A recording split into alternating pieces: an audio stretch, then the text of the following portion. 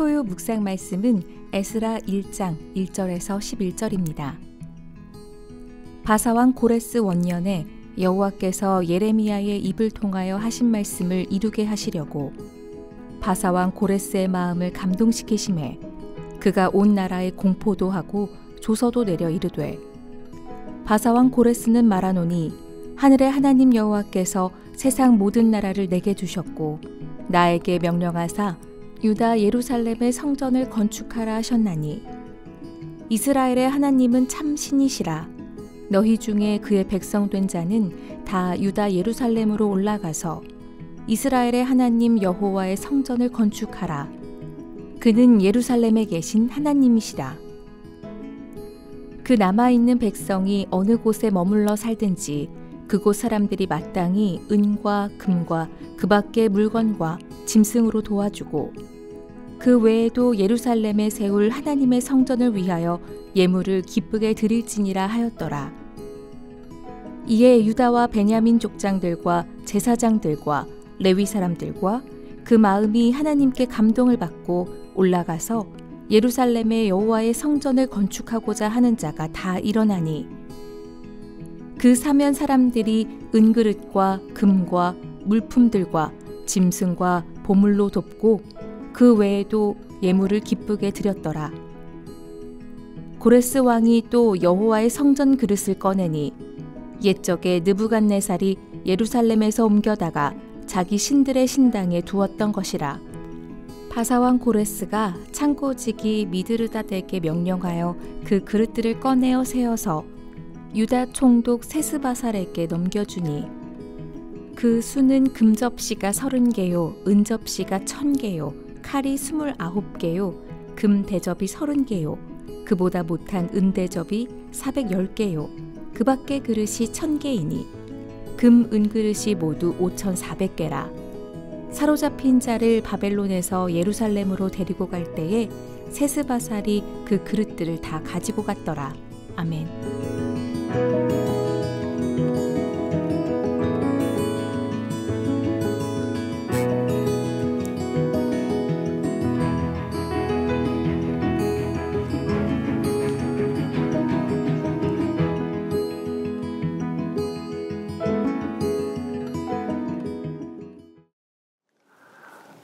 성도님들 반갑습니다. 오늘부터 에스라서를 묵상하게 됩니다. 오늘은 에스라 1장 1절에서 11절의 말씀을 가지고 하나님의 개입이라는 제목으로 말씀을 나누려 합니다. 당시 상황은 이랬습니다. 통일왕국 이스라엘이 남과 북으로 나뉘어집니다. 북이스라엘은 아수르에 의해, 남유다는 바벨론에 의해 멸망당합니다. 그리고 바벨론의 포로로 끌려가죠. 바벨론 유수라고 합니다. 70년의 포로 기간입니다. 그 시간이 끝난 후 에스라 1장이 펼쳐집니다. 이후 바벨론은 페르시아 제국에 잡아먹히게 되죠. 그 페르시아가 성경에서 바사라고 불립니다. 바사 제국의 고레스의 등장과 역사 속 하나님의 개입이 오늘 본문입니다. 하나님께서 이 역사에 개입을 하시는 구체적인 표현이 있습니다. 바로 고레스의 마음을 감동시키심에입니다. 유대 백성의 귀한 명령, 고레스 칙령입니다. 가나안 땅으로의 귀환을 명령한 조서입니다. 이는 고레스 실린더라고도 하는 원통이 발견되며 역사적 사실로 인정받게 됩니다. 이스라엘을 지배했던 그 지배국의 왕이 은혜의 귀환을 명령한 것입니다. 그뿐 아니라 유대민족의 신 여호와를 위한 성전 건축까지 지원하겠다는 명령입니다. 놀라운 일이죠. 이렇게 고레스를 감동시키셨는데요. 여기에서 감동하다는 표현은 히브리어로 우르입니다. 여러 용례로 사용이 되는데 신명기 32장에서는 독수리가 자기 보금자리를 어지럽게 하다로 사용됩니다. 날개를 너풀거리면서 둥지를 흐트러뜨리는 거죠. 전쟁 중에는 창 혹은 무기를 번쩍 들다로 사용되고요. 이사야서에서는 awake, 깨어나다 등으로 사용됩니다. 잠잠히 깨닫기보다는 무언가 강력한 심경의 변화와 삶의 전환을 나타냅니다. 고레스는 하나님으로부터 강력한 마음의 동요를 얻은 듯합니다. 하나님께서 고레스의 마음을 그렇게 감동시키십니다. 여기서 우리가 주목해야 할 점이 있습니다. 하나님은 역사에 직접 개입하실 때 사건보다 사람이라는 방식을 통해 역사하십니다. 그 사람의 마음에 소원을 두게 하십니다. 이를 두고 인격적인 하나님이라고 표현합니다. 예를 들어 볼까요? 길 앞에 돌이 있어요. 이 돌을 치워야 한다면 하나님께서는 돌을 직접 굴리지 않으시고 나로 하여금 그리고 사람으로 하여금 그 돌을 치우는 마음을 주셔서 길을 깔끔하게 하십니다.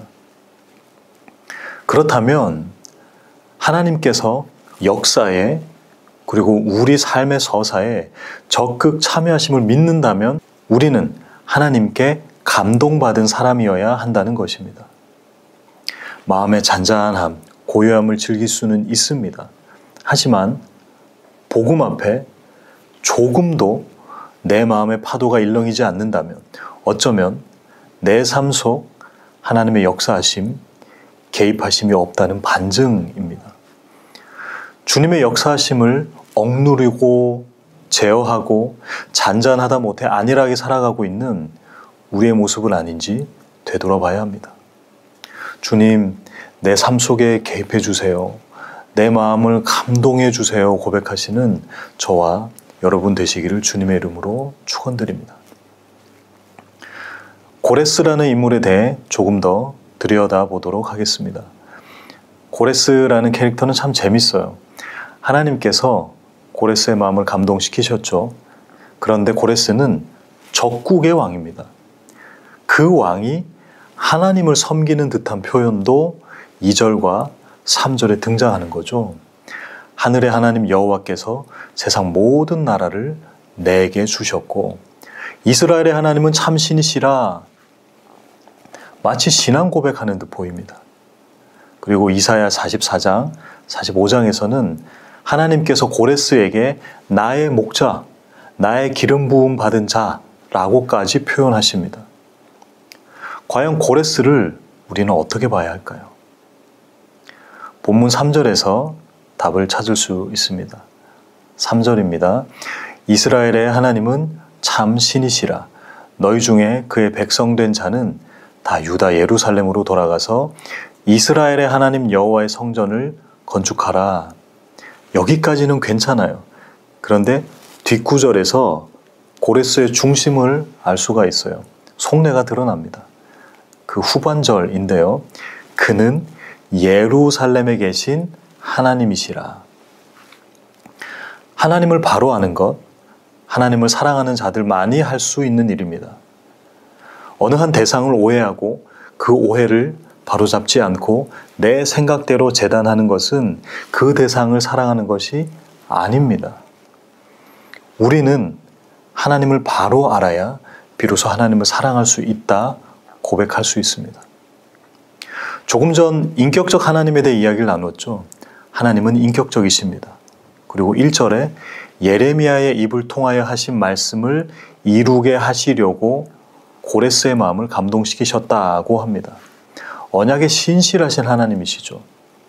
여기에 하나님께서 만유의 주, 만주의 주가 되시기 위해 중요한 하나님의 속성이 있습니다. 바로 그는 무소부재하신 하나님, 어디든 계시는 하나님이십니다. 그런데 고레스는 하나님의 영역을 예루살렘에 계신 것으로 제한하는 듯한 발언을 하고 있습니다. 고레스가 왜 이런 이야기를 했는지 페르시아의 타민족 정책을 보면 알 수 있습니다. 페르시아는 관용 정책을 펼쳤어요. 지배민족의 문화를 인정해 주는 것이죠. 하지만 페르시아는 여기에 머무르지 않아요. 그들의 종교마저도 허용합니다. 적극 권장합니다. 그러니 피지배 민족들은 저항을 할 이유가 없게 되는 것이죠. 예수님의 시대 로마 제국의 타민족 정책은 이와 반대였죠. 문화를 억제할 뿐만 아니라 종교마저도 풍기문란의 이유를 들어 억압했습니다. 이는 유대교의 문헌에도 영향을 받아서 바벨론 탈무드는 내용이 방대하고 구체적인 반면 로마 시대에 쓰인 예루살렘 탈무드는 분량과 내용 면에서 작습니다. 고레스는 정책적으로 허용한 것일 뿐 하나님에 대한 올바른 알에 대해서는 그다지 관심은 없어 보였습니다. 하나님은 예루살렘을 통치하셔라. 나는 세계를 다스리겠다. 이는 다시금 우리의 삶에 적용점을 던져줍니다. 만약 하나님의 일하심과 주권을 제한하고 있다면 우리는 기독교를 그저 내 마음 관리 정책용으로 사용하고 있다는 것입니다. 내 마음 잘 다스리기 위해 하나님과 화평을 이루는 것입니다. 주님의 일하심과 그 영역을 제한해서는 안 됩니다. Not in my backyard. 나의 집 뒷마당은 안 돼요. 주님, 온 세상을 통치하소서. 다만 내 마음, 내 삶, 내 가족, 내 소유는 빼놓고요. 영적 님비 현상을 당연하게 받아들이고 있다면 우리는 고레스 신드롬에 갇혀 신앙생활을 하고 있는 것입니다. 하나님은 우리를 향해 생활신앙을 원하십니다. 주님은 어디든 언제든 지금도 계십니다. 나의 삶, 나의 시간 모든 영역을 주님께 드리는 저와 여러분 다 되시기를 주님의 이름으로 축원드립니다. 결국 이스라엘 백성들도 하나님의 감동을 받아 성전 건축에 대한 마음을 먹게 됩니다. 은그릇, 금그릇과 물품을 기쁨으로 내어놓습니다. 뿐만 아니라 느부갓네살 왕이 예루살렘 성전을 함락했을 당시 전리품으로 가져온 성전 기구들이 있었는데요. 고레스 왕은 재무 담당자였던 미드르닷에게 명령하여 유다 총독 세스바사를 통해 되돌려 놓습니다. 모두 5,400개의 금, 은그릇이 제자리를 찾게 됩니다. 오늘 본문과 사건은 이스라엘 역사 속의 굉장한 중요 지점입니다. 고레스라는 역사의 걸출한 통치자, 그리고 당시 통념을 뒤바꾼 포로들의 귀한 명령, 더군다나 그 민족의 종교시설인 예루살렘 성전 재건 명령은 묵직한 인물 그리고 주제입니다. 그런데 곰곰이 생각해보면 그 묵직한 주제와 그닥 어울리지 않은 가벼운 디테일들이 들어가 있죠. 금, 은그릇의 반환 개수, 그리고 그것을 관리하던 재물관리자의 이름이었던 미드르닷, 이를 받은 당시 유다 총독 세스바살까지 기록된 거죠.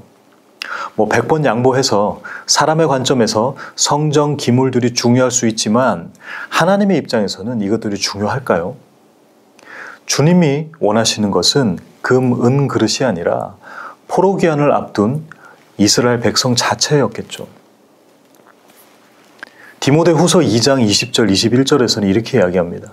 큰 집에는 금 그릇과 은 그릇뿐 아니라 나무 그릇과 질 그릇도 있어 귀하게 쓰는 것도 있고 천하게 쓰는 것도 있나니 그러므로 누구든지 이런 것에서 자기를 깨끗하게 하면 귀히 쓰는 그릇이 되어 거룩하고 주인의 쓰심에 합당하며 모든 선한 일에 준비함이 되리라. 하나님은 성전 기구와 금, 은 그릇보다 깨끗한 질그릇 이스라엘 백성들을 더욱 원하십니다. 그래서 이어지는 2장에서는 주님께서 포로 귀한 자들의 이름이 한 명 한 명 구체적으로 언급되도록 기록하십니다. 1장만 보면 금, 은그릇으로 마무리되는 듯 하지만 주님이 진짜 원하시는 질그릇, 하지만 주님께 선택받고 귀하게 쓰임받은 귀한 자들의 명단이 2장에 언급됩니다. 주님은 은과 금을 원하시지 않으십니다. 질그릇이지만 깨끗한 그의 백성을 원하신다는 사실을 기억하시기를 축원드립니다. 말씀을 맺겠습니다. 하나님은 그의 나라와 백성을 찾기 위해 사건이 아닌 사람을 사용하여 역사에 개입하십니다. 내 삶의 잔잔한 혹은 안일함을 뛰어넘어 주님의 시간표에 개입되어 주님께 쓰임받아야 합니다. 주님의 구원의 역사책에 우리 이름도 언급되어야 합니다. 하나님을 바로 알아야 합니다. 하나님을 오해하고 재단하는 것, 하나님의 영역을 축소하는 것입니다. 결국 영적 님비, 이 세상 모든 것은 주관하셔도 내 마음만은 안 됩니다라는 고백으로 이어질 수 있습니다. 고레스처럼 역사의 굵직한 곳에 쓰임받아도 하나님을 오해할 수 있듯 큰일에 쓰임받기보다는 주님의 무소부재하심, 임재하심을 간구해야 합니다. 그러기에 성전 금 은그릇으로 반짝반짝하게 쓰임받기보다는 주님의 실속 있는 질그릇으로 살아가시는 저와 여러분 되시기를 주님의 이름으로 축원드립니다. 이 시간 함께 기도하겠습니다. 주신 말씀 붙잡고 기도했으면 좋겠어요. 주님, 오늘 하루도 주님 앞에 화려함보다 주님의 질그릇으로 사용되며 주님의 무소부재하심과 내가 진짜 주님을 알길 원합니다. 그 고백과 개인의 기도 제목으로 기도하시도록 하겠습니다.